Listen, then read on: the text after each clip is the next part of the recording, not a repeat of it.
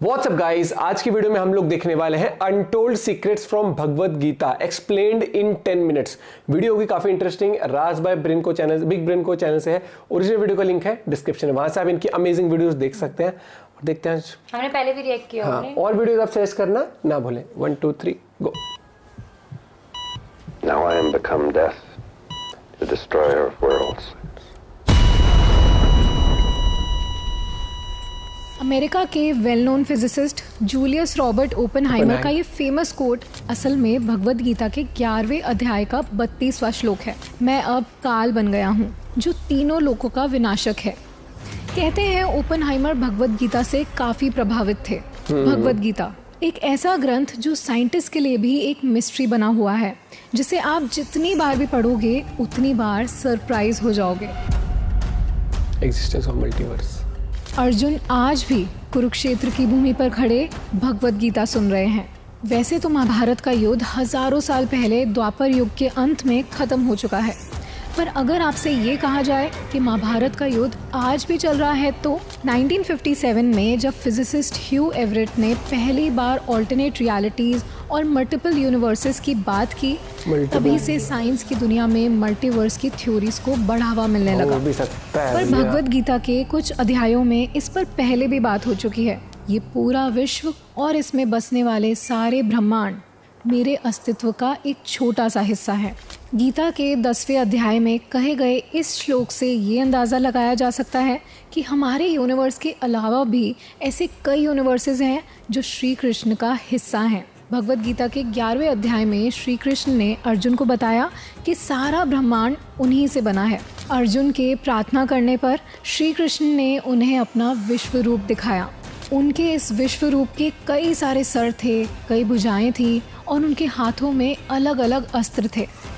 कई रंगों और आकारों से बना उनका ये विश्व रूप अर्जुन को हर दिशा में नज़र आने लगा और उन्हें श्री कृष्ण के शरीर के अंदर हमारी यूनिवर्स जैसे कई सारे यूनिवर्सेस दिखने लगे। और तभी अर्जुन को रियलाइज़ हुआ कि जिस श्री कृष्ण को वो अपना मित्र मानते हैं, वो असल में सारे ब्रह्मांड के कर्ता धर्ता है। पर अगर सारे यूनिवर्सेस श्री कृष्ण से बने हैं, तो सब अलग अलग समय में क्यों चल रहे हैं? भगवत गीता के 8वें अध्याय के अनुसार हमारे यूनिवर्स की टाइम साइकिल ब्रह्मा जी के हिसाब से चलती है। भगवत पुराण में ये कहा गया है कि हर यूनिवर्स में एक अलग ब्रह्मलोक है और वहाँ एक अलग ब्रह्मा जी हैं जो अपने यूनिवर्स की टाइम साइकिल को मेंटेन करते हैं, और ये सभी टाइम साइकिल्स एक दूसरे से अलग हैं। अगर आप भगवत पुराण में मेंशन मल्टीवर्स के बारे में और जानना चाहते हैं तो हमारी ये वीडियो देख सकते हैं। वेदों के अनुसार ब्रह्मांड या यूनिवर्स के क्रिएटर ब्रह्मा जी को माना जाता है, पर ब्रह्म संहिता के अनुसार ब्रह्मा जी से ऊपर भी एक सुप्रीम एनर्जी है जो हैं श्री कृष्ण, जिन्हें द अल्टीमेट क्रिएटर माना जाता है। श्री कृष्ण मैं पहले भी यहाँ रह चुकी हूँ। 1930s में एक 4 साल की बच्ची शांति देवी अपने घर वालों से अजीबोगरीब बातें करने लगी थी। वो उन्हें अपने पिछले जन्म के बारे में बताने लगी थी। वो कहाँ रहती थी, उसका पति कौन था और किन कारणों से उसकी मौत हुई थी। शांति देवी को आज भी पुनर्जन्म का एक दिलचस्प केस माना जाता है।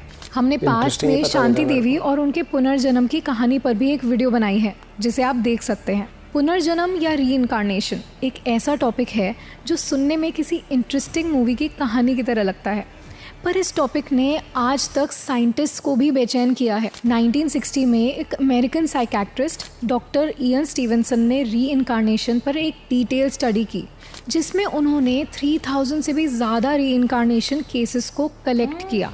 और उनके डिटेल एग्जामिनेशन में ये सामने आया कि कई 8 से 9 साल के बच्चों को कुछ ऐसी बातें और जगह याद थी जिनका उनसे कोई रिलेशन नहीं था। डॉक्टर स्टीवनसन को अपनी रीइंकार्नेशन थ्योरीज के लिए काफ़ी क्रिटिसिज्म भी मिला। आज भी साइंस रीइंकार्नेशन को किसी मिस्ट्री या मिथ की तरह ही देखता है, पर भगवत गीता में इस पुनर्जन्म के कॉन्सेप्ट को काफ़ी डिटेल में एक्सप्लेन किया गया है। भगवत गीता में श्री कृष्ण ने अर्जुन को ये समझाया है कि हमारा शरीर डिस्ट्रॉय हो सकता है, पर हमारी आत्मा हमेशा अमर रहती है। गीता के 8वें अध्याय के 6ठे श्लोक के अनुसार जो बातें इंसान को उसकी मृत्यु के वक्त याद होती हैं, वो उसकी आत्मा का एक हिस्सा बन जाती हैं, और वही बातें वो दूसरे शरीर में जाने के बाद भी याद कर पाता है। इन्हें पॉपुलरली पास्ट लाइफ मेमोरीज कहते हैं। जिनके सोर्स पे आज भी आर्ग्यूमेंट्स और डिबेट्स हो रहे हैं। भगवद गीता कहती है कि मृत्यु और पुनर्जन्म एक ऐसी नेवर एंडिंग साइकिल है जिससे आत्मा बार बार गुजरती है। पर क्या साइंस आत्मा को मानता है? डॉक्टर विल्डर पेनफील्ड ने अपनी book the mystery of mind में एक ऐसे एक्सपेरिमेंट को मेंशन किया है जिससे वो आत्मा की एग्जिस्टेंस को प्रूव करना चाहते थे। हमारे ब्रेन में अलग अलग एरियाज होते हैं जो अलग मूवमेंट्स और एक्शंस के लिए रिस्पॉन्सिबल होते हैं। डॉक्टर पेनफील्ड के एक्सपेरिमेंट में उन्होंने दिमाग के कुछ एरियाज़ को आर्टिफिशियली एक्टिवेट करके अपने सब्जेक्ट्स के हाथों की कुछ मूवमेंट्स कराई। उन्होंने ये सवाल उठाया कि अगर आर्टिफिशियली एक्टिवेट करने पर ब्रेन इंसान से ये मूवमेंट्स करवा रहा है तो नॉर्मल लाइफ में ब्रेन को सिग्नल कौन देता है। वो इस नतीजे पर पहुँचे कि अगर ब्रेन एक कंप्यूटर है तो उसे कोई चीज़ प्रोग्राम कर रही है और वो है हमारा सोल या आत्मा। भगवद गीता में ये क्लियर किया गया है कि पुनर्जन्म मृत्यु के बाद का एक ऐसा सच है जिससे इंसान मोक्ष पाने के बाद ही छुटकारा पा सकता है। मोक्ष या लिबरेशन एक ऐसी स्टेट है जिसमें आत्मा जन्म, मृत्यु और पुनर्जन्म की साइकिल से आज़ाद हो जाती है। भगवद गीता के 7वें और 15वें अध्याय में एक ऐसे यूनिवर्स का जिक्र किया गया है जहाँ ना ही सूरज और ना ही चांद की रोशनी है। वहाँ जो भी रोशनी है वो परमात्मा के तेजस्वी रूप से है। यहाँ श्री कृष्ण के परमात्मा रूप वास करते हैं और यहाँ सिर्फ उन लोगों की आत्मा जाती है जिन्होंने खुद इस दुनिया से अलग होकर मोक्ष हासिल किया है। भगवद गीता का ये हिस्सा ना ही सिर्फ आत्मा के बारे में बात करता है बल्कि यहाँ फिर से एक अलग यूनिवर्स के एग्जिस्टेंस की बात की गई है। Simulation theory. हमारी दुनिया सच में एग्जिस्ट ही नहीं करती। जिस आकाश से हम घिरे हुए हैं वो आकाश नहीं बल्कि हमारे फ़ोन की स्क्रीन की तरह एक कांच है और हम एक सिमुलेशन यानी नकली दुनिया के कैरेक्टर्स हैं जिन्हें कोई कंट्रोल कर रहा है। 2003 में फिलोसोफर निक बॉस्ट्रॉम ने ये सिमुलेशन थ्योरी प्रपोज की थी जिसके मुताबिक हमें कोई future society of aliens control कर रही है और हमारी ये दुनिया हकीकत नहीं बल्कि एक इल्यूजन है। बट सरप्राइजिंगली इस इल्यूजन की बात कई सेंचुरीज पहले हमारे वेदों में हो चुकी है जहाँ इसे माया कहा जाता है। माया एक छलावा, कुछ ऐसा जो असल में एग्जिस्ट ही नहीं करता। जैसे किसी सिमुलेशन गेम में हम अपनी मर्जी से हमारा वर्ल्ड डिज़ाइन कर सकते हैं और उसे डिलीट भी कर सकते हैं, कुछ इसी तरह भगवद गीता के अध्याय 9 के अनुसार श्री कृष्ण ने हमारे इस मटेरियल वर्ल्ड को और इसमें जी रहे सारे जीवों को बनाया है और वो ही इस दुनिया को डिस्ट्रॉय भी कर सकते हैं। तो जिस सिमुलेशन थ्योरी को साइंटिस्ट समझने की कोशिश कर रहे हैं वो शायद श्री कृष्ण ने भगवद गीता में ऑलरेडी एक्सप्लेन कर दी थी। फ़र्क सिर्फ इतना है कि जहाँ कुछ लोगों को लगता है कि हमें एलियंस कंट्रोल कर रहे हैं, वहीं भगवद गीता कहती है कि हम एक ऐसे यूनिवर्स का हिस्सा हैं जो परमात्मा या सुप्रीम गॉड के कंट्रोल में है, जो श्री कृष्ण का ही एक रूप है। Power of meditation. Bhagavad Gita में योग और मेडिटेशन के महत्व को बार बार बताया गया है।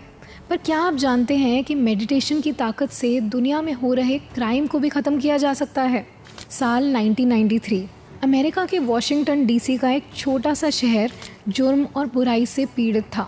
जहां एक तरफ शहर की पुलिस क्राइम्स को कम करने की कोशिश में लगी थी, वहीं कुछ साइंटिस्ट ने यहाँ एक एक्सपेरिमेंट करने का सोचा, the transcendental meditation and TM Siddhi programme.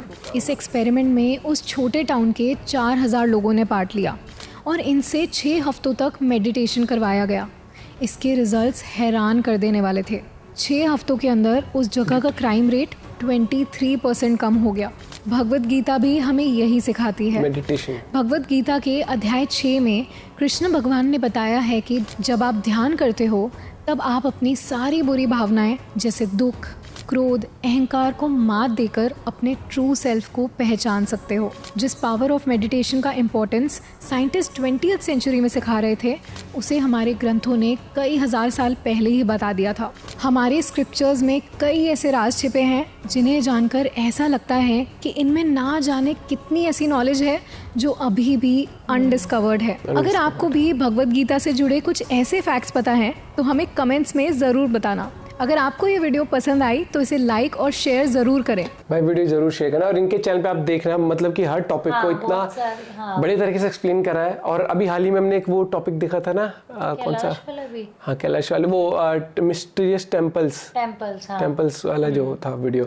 और अगर बात करें तो कहा जाता है कि भगवद गीता जो पढ़ लेता है बहुत ही माइंडसेट, वे ऑफ लिविंग मतलब बहुत चेंज हो जाती है। और बताया ना कि जो मेडिटेशन करा वहां पर लगातार कितने 1993 काफी, तो उसके बाद 23% वो क्राइम रेट कम हो गया था। या फिर जैसे एक वो चीज़ बताई पहले कि एलियंस कंट्रोल करते हैं हमें, तो फिर लेकिन फिर उस तरीके पता लगा नहीं वो नहीं करते, एक डिवाइन पावर है श्री कृष्ण जी के रूप में, तो उस तरीके से। और बहुत सारी चीज़ें आप डे टू डे लाइफ में भी देखोगे ना तो आपको रियलाइज होगी कि भगवद गीता में मेंशन है वो चीज़ें, क्योंकि डेथ तो सबसे बड़ा ट्रूथ है भाई। लेकिन पता है क्या, एक चीज़ है कि वो मोक्ष वाली बात करना, मेरे को गूज़बम्स आ गए थे।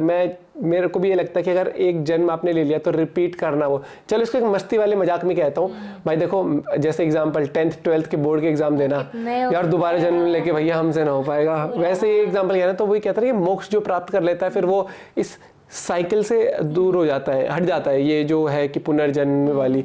और वो वीडियो काफी दिलचस्प इंटरेस्टिंग होगी गाइस, वो जिसमें बताया ना पुनर्जन्म वाली कहानी। उसके वो जो कौन नाम बताया था, एक झूठ नहीं बोलूंगा, बच्चा ने, मेरे को भी लगता था कुछ प्लेसेस ऐसे थे, मैं देखता था ना तो मुझे लगता था कि ये चीज़ तो मैंने पहले से देखी हुई है, या फिर ये भी नहीं। एक चीज़ ऐसा भी होती थी, किसी से कोई बात होने वाली है ना तो मुझे पहले पता था कि ये चीज़ ऐसे होने वाली है, हाँ तो ये चीज़ भी है। अब ये पता नहीं है पुनर्जन्म से रिलेटेड है या क्या है, लेकिन वीडियो इनकी काफ़ी इंटरेस्टिंग थी। और ओपेनहाइमर है, उन्होंने भी बताया था ना कि जो ओपेनहाइमर जिसके ऊपर मूवी बनी भगवद गीता पढ़ी थी उन्होंने, देखी नहीं लेकिन बताया गया था, आर्टिकल्स अभी आए थे हाल ही में। भाई गाइस आपका क्या पॉइंट ऑफ व्यू है वीडियो को लेके जरूर बताइएगा। बाकी मल्टीवर्स वैदिक प्रूफ भी वीडियो है इनकी, वो भी इंटरेस्टिंग रहेगी। और मुझे लगता है कि अभी अच्छा मुझे देख के क्या लगता है कि मेरे से पहले तू मिला हुआ था, तेरे से ना भैया, तू वन पीस है ना, कार्टून। मिलते हैं आपसे एक और वीडियो के साथ, और वीडियो शेयर करना ना भूलें। Till then bye, have a good day, take care.